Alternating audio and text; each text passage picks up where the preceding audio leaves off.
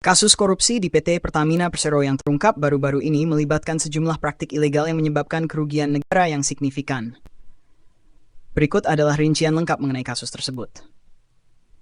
Pada akhir Februari 2025, Kejaksaan Agung Republik Indonesia mengungkap dugaan korupsi yang melibatkan beberapa eksekutif di anak perusahaan Pertamina. Kasus ini terkait dengan impor minyak mentah dan produk kilang yang dilakukan antara tahun 2018 hingga 2023. Yang diduga menyebabkan kerugian negara sebesar 193,7 triliun, sekitar 12 miliar. Beberapa modus operandi yang diidentifikasi dalam kasus ini antara lain. Saat penggelembungan volume impor, eksekutif di 3 anak perusahaan Pertamina diduga bersekongkol untuk mengimpor minyak mentah dan bahan bakar dalam volume yang lebih besar daripada yang dibutuhkan, mengabaikan kewajiban untuk memprioritaskan sumber domestik. Mereka beralasan bahwa minyak mentah domestik tidak memenuhi spesifik untuk memprioritaskan sumber domestik. Mereka beralasan bahwa minyak mentah domestik tidak memenuhi spesifikasi kilang, meskipun ada bukti yang menunjukkan sebaliknya. 2. Manipulasi kualitas bahan bakar. Eksekutif di Pertamina Patraniaga diduga menyetujui impor bensin dengan oktan 90 Pertalite dengan harga yang seharusnya untuk bensin berkualitas lebih tinggi dengan oktan 92 Pertamax. Selain itu, mereka juga diduga mencampur bensin dengan oktan 88 Premium dengan Pertamax, lalu menjualnya dengan harga bahan bakar beroktan lebih tinggi. Pada kasus dugaan korupsi terkait tata kelola minyak mentah dan produk kilang di PT Pertamina, periode 2018-2023, Kejaksaan Agung telah menetapkan 9 tersangka. Berikut adalah daftar para tersangka beserta peran mereka. 1. Rivasias RS, Direktur Utama PT Pertamina Patraniaga.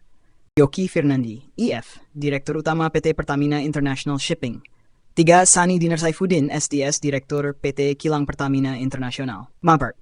Agus Purwono, VP, Feedstock Management PT Kilang Pertamina Internasional.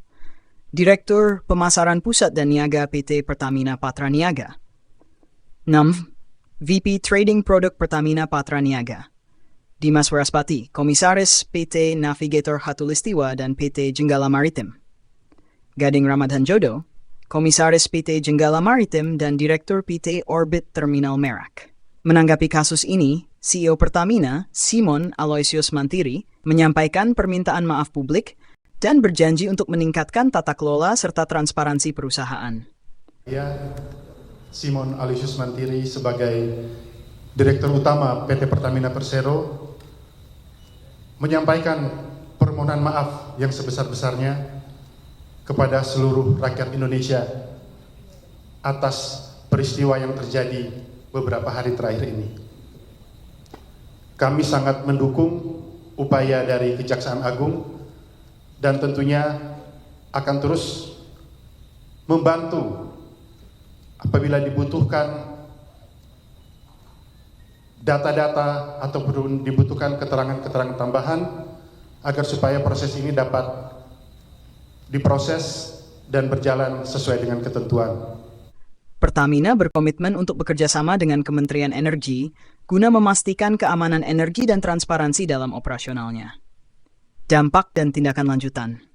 Kasus ini telah menimbulkan kemarahan publik dan mendorong pemerintah untuk mengambil langkah tegas dalam memberantas korupsi di badan usaha milik negara. Presiden Joko Widodo menekankan pentingnya pengawasan yang ketat oleh Dewan Komisaris dan Direksi untuk mencegah praktik korupsi serupa di masa mendatang. Kejaksaan Agung terus melakukan penyelidikan mendalam untuk mengungkap seluruh jaringan yang terlibat dan memastikan bahwa para pelaku mendapatkan hukuman yang setimpal sesuai dengan hukum yang berlaku. Perkembangan terbaru mengenai kasus korupsi di PT Pertamina Persero menunjukkan beberapa poin penting. Pernyataan Jaksa Agung tentang hukuman.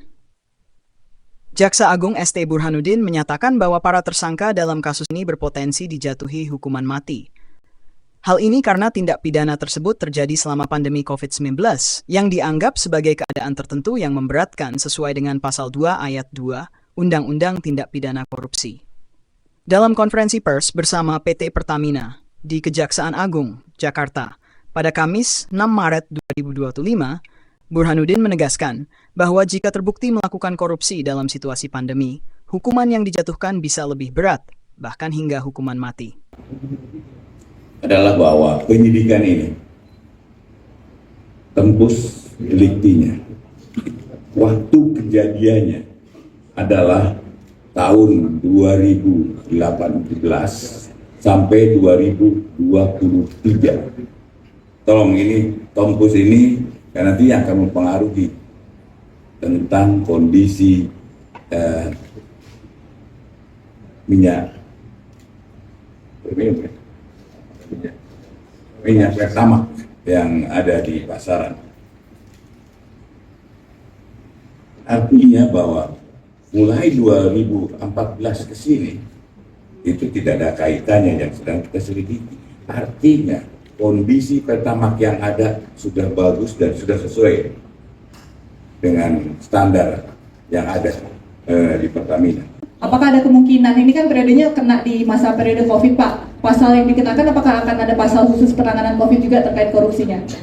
Kita akan melihat hasil nanti selesai penyidikan ini, kita akan melihat dulu apakah ada hal-hal yang memberatkan dalam situasi COVID dia melakukan perbuatan itu, dan tentunya ancaman hukumannya akan lebih berat. Bahkan dalam kondisi yang demikian bisa-bisa hukuman mati. Tapi kita akan lihat dulu bagaimana hasil penyelidikan ini, ya.